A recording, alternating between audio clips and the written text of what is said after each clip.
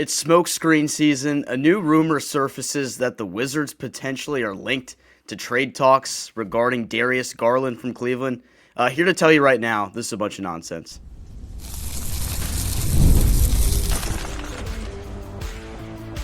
You are Locked On Wizards, your daily Washington Wizards podcast, part of the Locked On Podcast Network. Your team every day. DC family, you are locked on to the Washington Wizards, where you're part of our family. We thank you for making Locked On Wizards your first listen every single day. We're part of the Locked On Podcast Network, where it's your team every day. Today's episode is brought to you by Game Time. Download the Game Time app, create an account, and use code LOCKEDONNBA for $20 off your first purchase. Alongside the DC Sports content creating Strober and Abdullah Youbi, I'm Ben Strober. I cover the Washington Wizards for Roundtable IO. AB, it's smokescreen season, so a lot of rumors flying around these days. How about that? DG, Darius Garland, a guy who I was pretty high on in the 2019 draft. It's funny, if you look back, my first video I did on YouTube, me talking about, it was actually on this couch right here where I talked about a mock draft, and I wanted the Wizards to draft Cam Reddish. It's crazy how they ended up going with Rui Hachimura, and DG was the guy that I was very high on out of Vanderbilt. But seeing these mock trades, man, I mean, the guy that reported it, I sent it to you, and I'm like, there's just no way this is real. There's no way this is happening. So this is a report coming from Jake Weinbach, NBA, at J Weinbach, NBA on X. He says the Timberwolves, Magic, and Wizards be considered potential candidates to pursue Darius Garland from Cleveland if the Cavs engage in trade discussions centered around the two-time All-Star. Garland should receive strong interest from teams in need of lead guard duties. Okay, the only thing that really makes sense from his report, in my opinion, is that the Wizards are in need of a lead guard on this team. We know that. That's a fact. I think that's intentional, and I think that's something that's probably going to continue throughout the entirety of this NBA season. But first of all, just to kind of like sway these rumors into a direction where like I feel like some people on Twitter are getting way too worked up about this, thinking this is something that's actually going to happen. I instantly reached out to Danny Cunningham of the Locked On Cavaliers podcast. Great guy. He brings me on his show, lots of previews, so check out his channel. I'm not sure if he's going to cover this or not, but based on his words, he's probably not going to be covering it, because I said, what are your thoughts on this rumor even flying around? Like, I haven't even looked into it yet, and he goes, waste of time. Zero incentive for the Cavs to panic trade him right now. I said, that's what my initial thought was it just speculation over the team lacking consistency. He said, I think it's just teams putting noise out there to take advantage of the Cavs struggling right now. And I said, noted. All right, so like I can see that, because Cleveland has kind of struggled to find its footing, and Darius Garland has been part of that issue. I know he's dealt with some injury that kept him out for like the first 10 or so games of the season. He came back from the injury, hasn't quite been the same. He's missed some additional time with the toe injury, and he's a guy that's making pretty significant money right now for this Cleveland team. Let me get the exact amount. He's in the third year of a 5-year, $197 million contract extension that he signed with the Cavaliers a couple years back. This season hasn't been quite the same for him in terms of his numbers. He is down in terms of career numbers outside of his first year in the league, his rookie season back in 2019. This year he's averaging 15.5 points per game. The field goal percentage right now at a career low of 36%. He's only shooting 28% from three, which seems kind of unheard of for the guy as well. Turning the ball over at a much higher rate than typical as well, around 3 per game. So it hasn't been the same for Garland. I think injury's been a big reason why, AB, but I don't understand what the rationale would be for the Cavs to move on from him in this situation. I think this is kind of just the smokescreen that's been created by this account here, and I've never really found any type of credibility from the guy that's even reporting it. Like, I know he has like a professional layout to his account, like he has a headshot there, but I've never Nowadays, you can barely trust anybody, Ben, sometimes. Like, I don't even understand. I don't know who he works for. Like, his name is just NBA, and I think he just tweets about the NBA. Like, I haven't seen any type of credibility to his name anywhere, so I'm not going to buy this until I see any other indication that this is any legitimacy to this rumor. And I just don't think this makes sense for a lot of different reasons, but I'll let you weigh in here. Yeah, first Sabonis, now Darius Garland. It's crazy, Ben. The game of the Wizards and Cavs faced off recently. He struggled in that game, DG. Donovan Mitchell carried the load and ultimately ended up scoring 48 points. The Cavs did come back, but maybe they're concerned with the fact that this is a team that's being inconsistent when it comes to their play. I think they're a couple of games above 500, dealing with injuries. I love this guy on X Ben Wizards Muse, great content, but he put out a tweet that it was just, I don't know if you saw it, Ben, but he said the Wizards would trade for Darius Garland, Dean Wade, Craig Porter Jr. salary fillers, and the Cavs will get Khris Middleton, Bilal Coulibaly, Bub Carrington, that 2026 first round pick that it's going to be, I think, OKC's first round pick, and a 2029 first round pick. Let me ask you this, Ben. Khris Middleton, okay, but I think it's too soon to give up on Bilal and Bub Carrington, two young guys who I think Bilal's like, he's not even close to scratching the surface now. I think the injuries, it is concerning, and how much money you're going to pay him. A lot of young talent on this team. But it just wouldn't make sense, man. I'd rather go with a guy in Darren Peterson in the draft. Darius Garland, very talented. I love his game. Very shifty, so quick. It just wouldn't make sense to trade both Bub and Bilal. That first round pick, OKC, it's going to be pick 30, 29, 20 at the least. I don't see this happening at all, and I just think it's just smoke. It's all smoke screen, and it's just funny that he used the whole idea of needing a point guard. I understand, but Darius Garland and plus this mock trade of giving up Bub and Bilal, I just don't see it happening at all. No, I think that's preposterous to give up two young players that you took in the first round over the past couple seasons in this trade. That's not happening. The Wizards also giving up an additional first round pick in that is not happening, because why would you bail out Cleveland in this situation? The only reason you could see Cleveland even moving on from a player like Garland, which is not going to happen, first of all. Like, I want to make that clear that the Cavaliers are not going to trade Darius Garland. And I'll just come out straight up and say that right now. If I'm wrong somehow, then I'm wrong, I guess. But I don't see that happening. They'd be doing it because they'd be trying to move money. They're a second apron team. They'd be trying to free up some financial space, I guess. Why would you bail a team out that's trying to get off his contract? You're not going to bail them out and give them a first-round pick in that situation. That just wouldn't make any sense for the Wizards to do from this sense. But I said it before about the Sabonis thing, which I think had a lot more credibility. I mean, Sam Amick of The Athletic does great work. He is a legitimate NBA reporter. He says things with real merit. Like, he has real conversations with people around the building that know these things. And Danny Cunningham is even somebody that is around the building in Cleveland. So I trust his input on this whole situation as well, compared to a guy on Twitter that I just haven't seen any type of credibility from to make this type of rumor. I said it before about the Sabonis thing, and I'll say it again.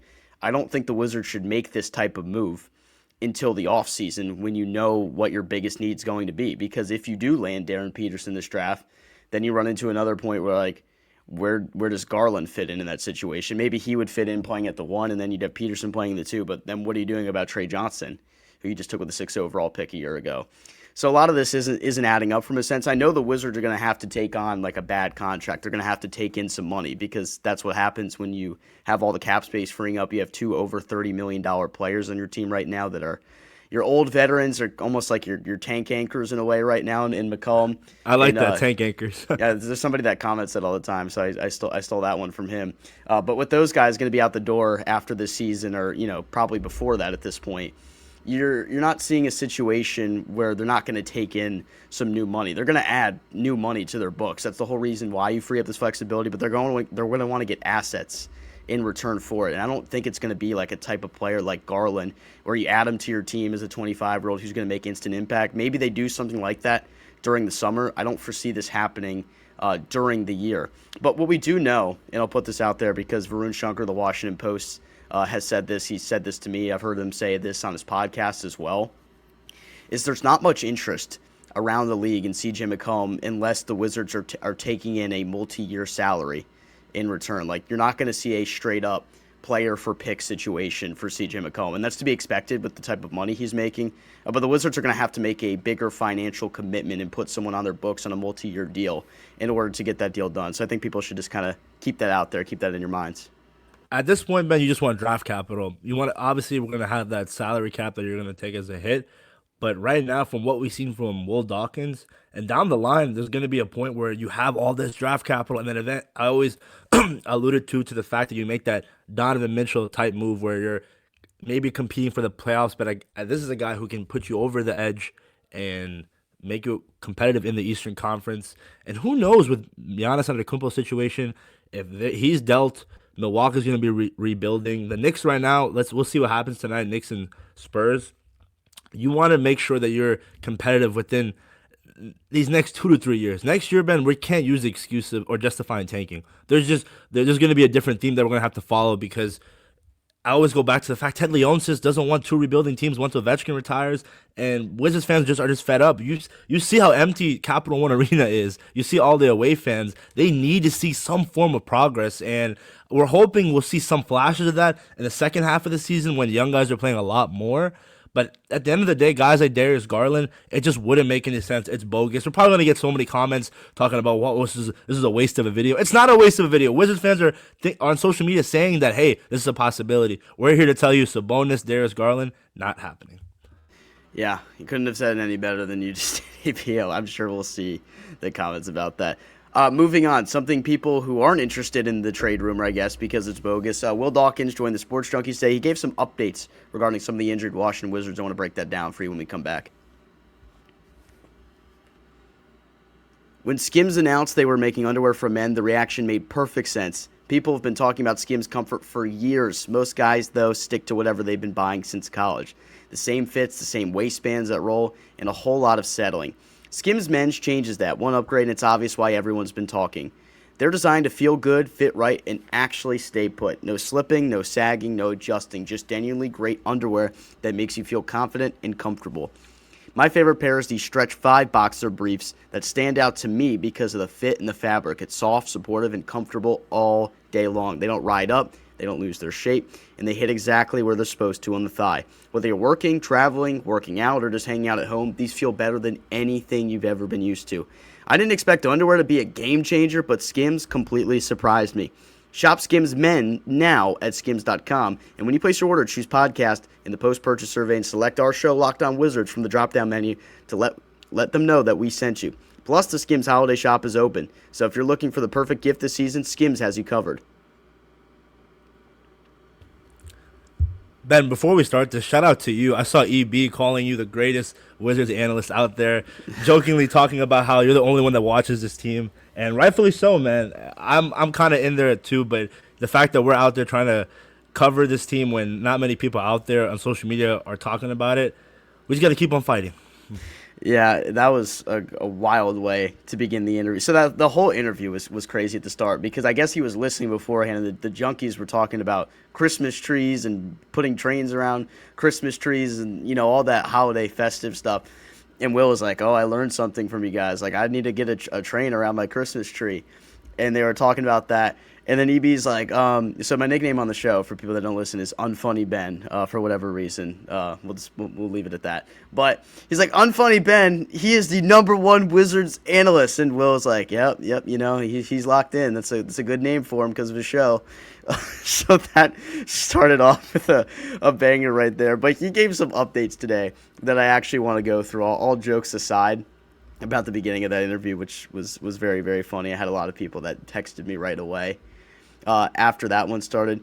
You're expecting to get some pretty key pieces back here soon. And we talked about this yesterday with Ed Oliver, Abdullah, that like it's going to be interesting to see how the Wizards manage the rotation when those players come back, because Bilal Coulibaly, Alex Sarr, and Khris Middleton, he says he expects to be tracked to come back within the next 7 to 10 days or so.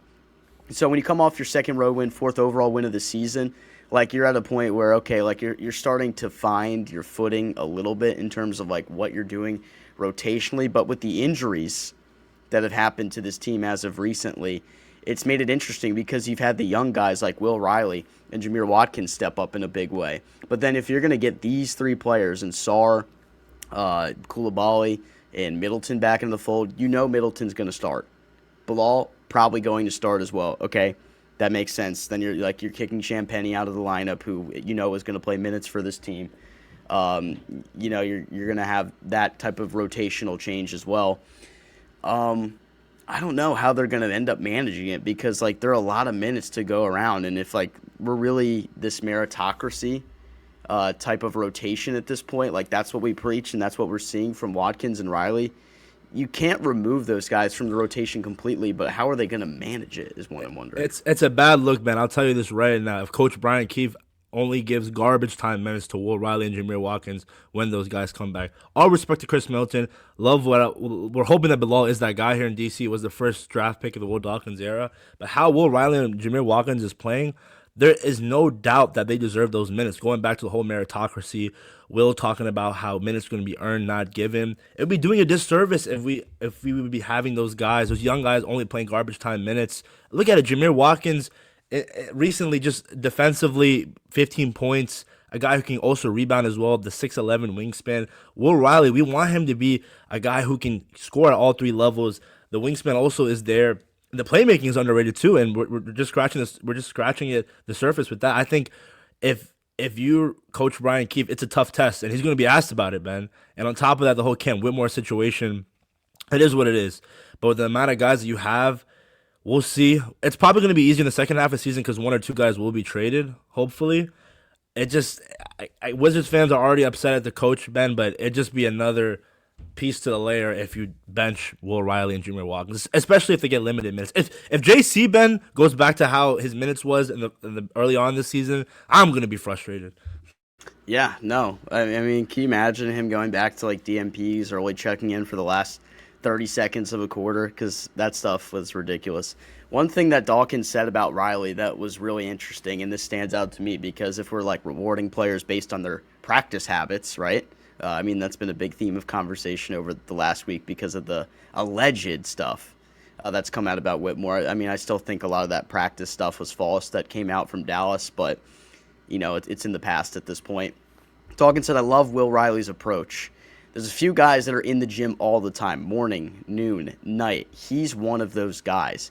He also added that he's far from a finished product, but his competitive nature has made his teammates better. And it's interesting because I saw somebody comment this and point that out.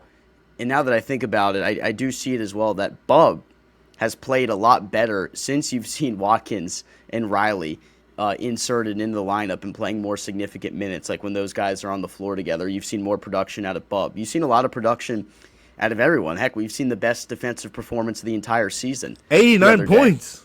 Albeit Indiana shot the ball like trash in that game, but like you have to give some credit to the Wizards defense there. They gave up 40 points under what they typically give up in a game, so like you got to give them a little bit of credit in that situation, regardless of how bad a shooting day it was for Indiana, who's been a bad team this year. Those guys have made a difference in the way the team has played, the way the team has competed, and Will Riley's a competitor. I keep on saying it. The Wizards only drafted players that compete at the highest level. Trey Johnson, Jameer Watkins, Will Riley. Like, he's proven to live up to the billing from that standard. So you can't take those guys out of the rotation right now. That's just the way I look at it.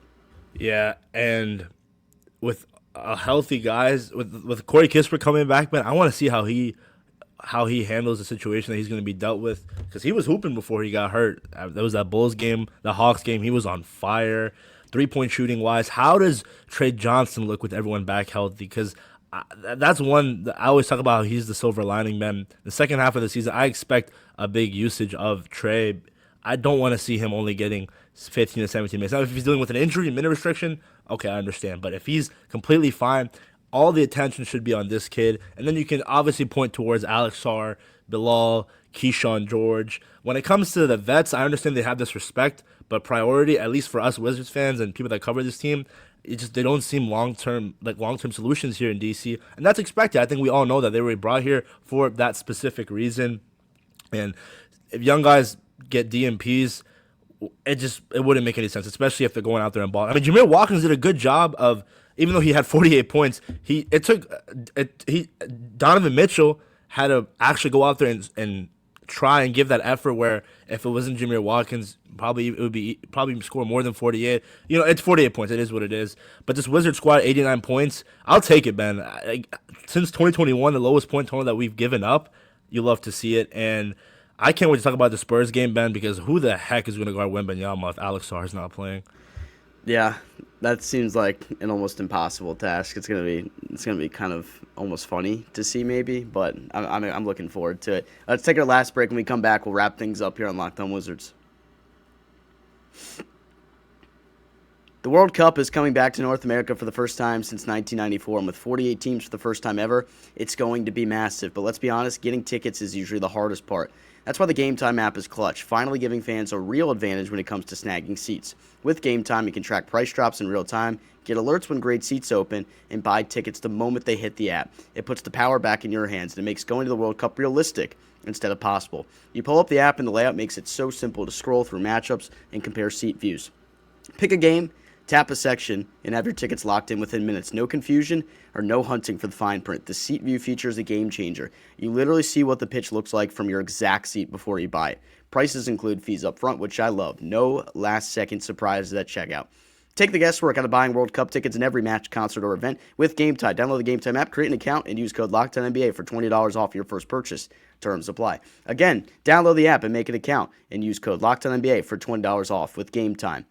Nobody knows your money goals better than you. Robinhood puts you in control of your money with tools that work as hard as you do. Locking in on every opening, beating your PR, beating it again, channel that drive into your money.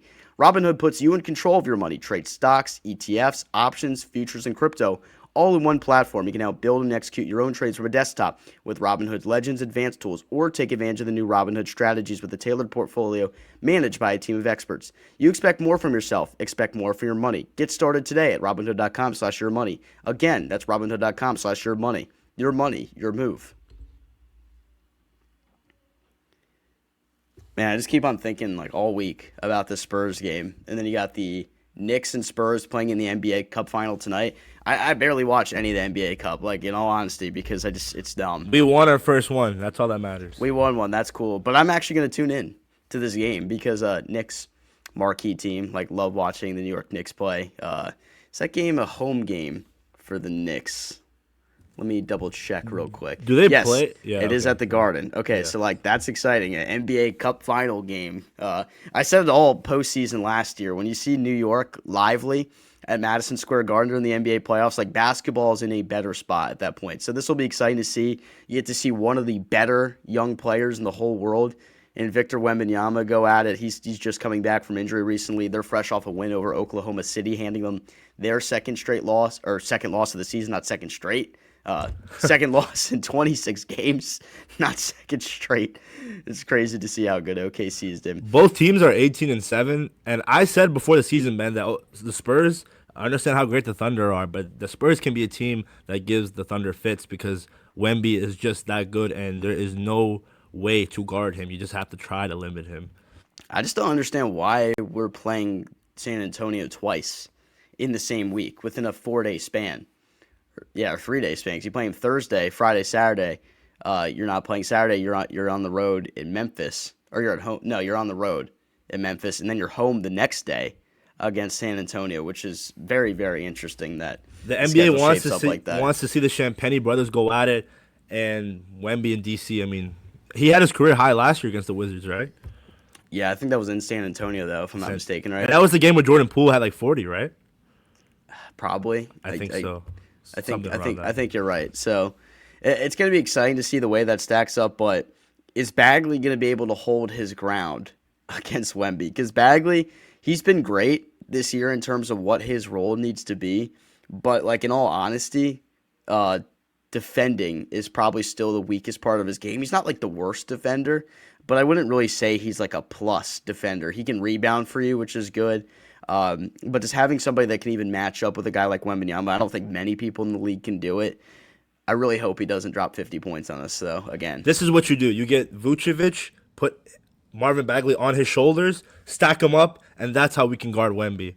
No team has done it. I think it's a perfect idea. Even then, I feel like Wemby still would be able to like reach up and be like as tall as her, even though that'd be like 14 feet of Tristan Vucevic and Marvin Bagley. Bro, did you see the video him walking the tunnel Wemby and he hopped over a fence? The fence, like it was nothing. Like he does it daily. I mean, goodness, bro. He literally stepped over a fence, like a normal fence that any normal person like us would see that and go, I guess I'm going to have to go all the way around. He literally stepped over it like it was a cone or something. I've never seen anything like that. Man, we're one ball away, Ben. I'll never forget. One ball away from Flag, who dropped 40 yesterday. Oh, by the way, the Cooper Flag haters, I remember. Like, you guys are so easy to give up on a dude. 40 points? I know they lost, but he is such a stud. As an 18-year-old. He scored 40 points in an NBA game. It's insane. Like, we need to get that guy here in DC. We need our AJ DeBonsa or Cam Boozer to drop 40 points in a game as an 18 or 19-year-old. Not to say I don't love the 19-year-olds we have on our team in Trey Johnson, Will Riley. I think they're going to be great. I think they have the potential to put together like a 30-plus point performance, especially Trey Johnson, given his ability to shoot the basketball. Are they on Cooper Flag's level, though? No. Like, Cooper Flag is going to be a superstar player in this league. Not to say the other guys won't, but Cooper Flag, much more of a sure thing. There's a reason he was the most sought-after draft prospect in such a long time. But now you got another opportunity, another bite at the apple this year in this upcoming draft, which is going to be very exciting. We know we're going to be picking around the top of the draft. Well, we know that we're going to have the best odds to pick around the top of the draft. Whether we actually get to do that is not up to us, right? So if it was up to us, trust me, guys, I would try our best to get number one every single year. It's all your fault, AB. Like you drew the lottery balls. You should, bro, Ben. I know we didn't know each other back, but when I saw 6, like I actually fell to my knees. I stormed out of my friend's house. Like I screamed something very explicit, and I stormed out of the house. I was in my friend's house in College Park at school last year. And I was like the only one of my friends that actually watches the Wizards and roots for them. And they were like, "Why do you care so much?" And I'm like, "You just don't get it, man. You don't get it." My one friend, like his mouth was agape. He was like. Because I told him, I said, we're going to get 6. How much you want to bet? We're going to get 6. It just worked out like that. Yeah. All right. A wild day covering the NBA, of course. Trade rumors, they're nonsense. I don't believe any of this Darius Garland stuff. If you believe it, you can comment and tell us why you think the Wizards should make this move. But I don't think Cleveland has any interest in doing it. Any final thoughts from you, AB? No Sabonis, no DG. Keep it with the young guns. See what you can get with CJ or Khris or whoever might net you some draft capital. Corey Kispert, Marvin Bagley potentially. We'll have to see. But Wembanyama, he's going to be on our minds throughout this week. I wouldn't be surprised if he drops a 40-point game, even 50. He's just so good, Ben. He's insane. He's so insane. That'll be exciting to see. All right, everybody, we thank you for making Locked On Wizards your first listen every single day. For your second, check out the Locked On NBA Fantasy Basketball podcast hosted by Josh Lloyd. He'll help you get that fantasy lineup right. For my co-host, Abdullah Youbi, I'm Ben Strober, DC Family. Talk to you tomorrow.